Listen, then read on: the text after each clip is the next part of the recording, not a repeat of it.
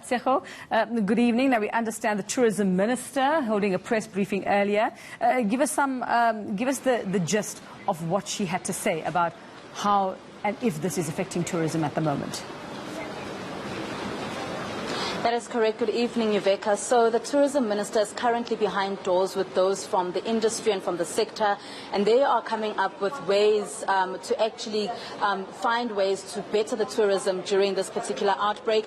She did mention that already the tourism industry is under strain, and she did speak about a few scenarios that we need to take into perspective and just to think about as the tourism industry should there be a massive outbreak. So she said that if the within the second quarter, this particular outbreak, this coronavirus actually spreads drastically, then it will mean that the businesses will have to close, which means job losses, which means less travelers into South Africa and less people actually leaving South Africa to go travel into other areas. And she also said that, however, if it does happen that the country is able to contain this particular virus within that very second quarter of this year, then it will be lifted, the travel bans will be lifted, and it will be easier then for people to travel in and out of South Africa, which then means that the travel industry and the tourism industry rather will actually be able to make it through and actually be able to make it through this particular time of this coronavirus. She did say that it is a very difficult time for the tourism industry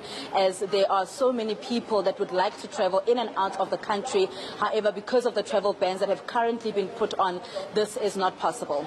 Okay, so just so we're clear, Tsecho, did she mention whether there have been a lot of cancellations of people who were planning to come to South Africa and have now, decided that they're not going to? And then did she give us more details about those travel bans as well? And just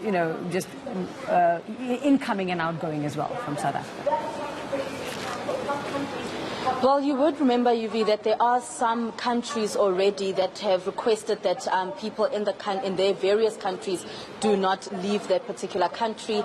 So this is just what she was referring to, the issue of travel bans that have been imposed by other countries. So not necessarily South Africa at this point, because we do know that these 7 confirmed cases are people that traveled to Italy and then they made their way back into South Africa. But she did say that the issue is around the other countries that have got the travel bans at the moment that will still need to be lifted should things actually get better. She did mention that they are positive that things will be better regarding the coronavirus in South Africa, mainly because China, which is where this virus first broke out, they have kind of gotten things under control at the moment. So she is hopeful that things will be better for the tourism industry. Her main concern is that we should not get to a point where there is a panic, something that government has also been saying excessively, that we should not panic about this particular outbreak.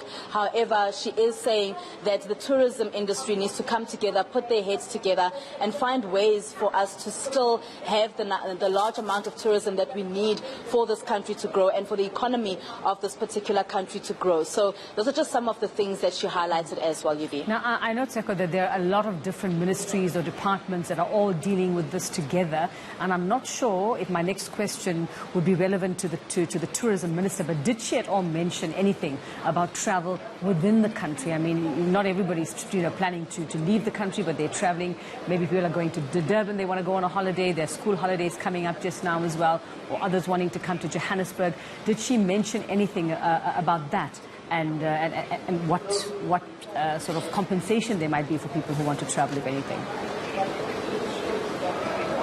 Well, there was no mention of that because we do know that the main cases have been in KZN, so no mention about people not being able to travel throughout the country. In fact, they're actually encouraging it as the tourism industry that more people actually travel and get to know the country better. You don't necessarily have to go overseas. And she does say, however, that because of the KZN cases, people may travel to KZN, but obviously have a lot of precautionary measures about what you actually do, and while you're there, what measures you're taking to stay safe and to stay healthy as possible. So the issue of traveling within the country really was not really a big issue that she raised, but she did say that they do welcome people, of course, still being able to make their way through into the country. Okay, so as we speak, they're still working on that recovery plan? The minister's still meeting with various stakeholders?